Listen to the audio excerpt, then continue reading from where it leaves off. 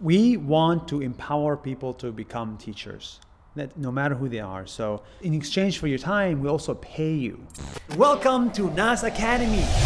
It's a new type of school that we built to teach you real skills. I think, the biggest criticism is that you should not work with indigenous tribes because it's disrespectful. I guess as a foreigner, you can't do that. So, and this is what we learned. That's what we learned. And this you is didn't the know thing. that. I didn't know that, right? I didn't grow up in the Philippines, so I didn't know as well how sensitive these issues can be when working with indigenous people. But it all comes back to intent.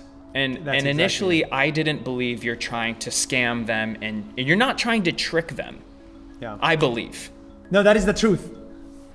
But other people don't.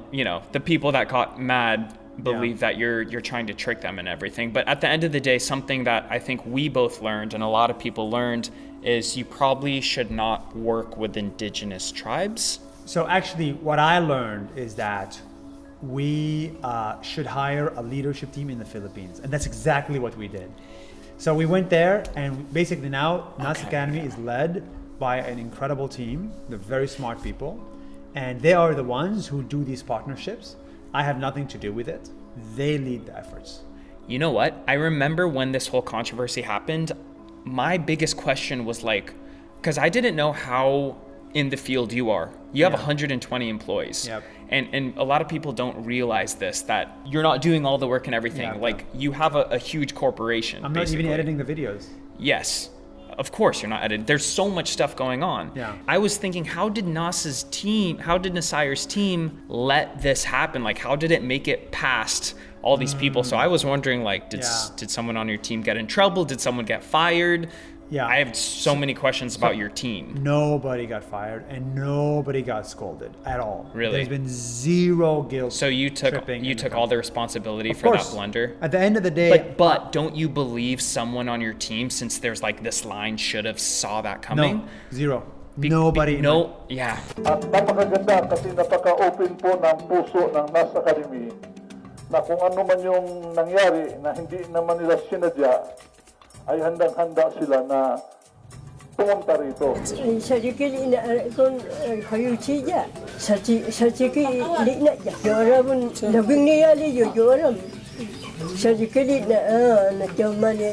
There are some things in the world that happen when you have no idea that they would happen. So True. Even if you follow the processes, we hired a local team in the Philippines who also did a great job. Yeah. There's some things you could never predict. You cannot predict COVID-19. So True. Imagine if you had a conference and then COVID-19 came. Who do you blame? The organizers? The CEO? Who do you blame when COVID-19? So some of these things, outside events, are outside of our control. So nobody got fired. Nobody got told off. At the end of the day, responsibility is mine. I get most of the value, most of the selfies, most of the love comes to me. Mm-hmm. And therefore, most of the hate should also come to me. Yeah, that's respectable that you didn't... that you took responsibility and you didn't come down on anyone on the team for that. I pay the price. Before sa NAS Academy, amin pong naging pangunahing layunin para mapamalas ang kultura ng Pilipinas at ang ganda at galing ng mga Pilipino dito sa atin. It's true. It's when you get canceled and all these controversies come out, you obviously don't expect that to happen. I didn't expect that me just saying, I try and not put politics in my vlogs. So I didn't know a simple that? Statement like that would go viral. Yeah. Who do you blame? Who do I blame? Do you blame me? Do you blame you? Do you blame the audience? I mean, there's no one to blame, right? It's these things, even if you review and fact check and multiple times, you just cannot tell. Well, my audience blames the news media. Yeah. With the thing that happened with Whang, I really didn't want to blame anybody or anything. It's look, we love them, our intent are good, and I think we're moving forward. And that's I want to have a relationship with you and the Philippines for the next 20 years. Do you think I'm going to stop it now? Impossible. If you liked what you saw and you want to listen to the full episode, then download Spotify and follow us at SuperHuman with Will Dasovich. It's completely free, it's linked below and easy to use.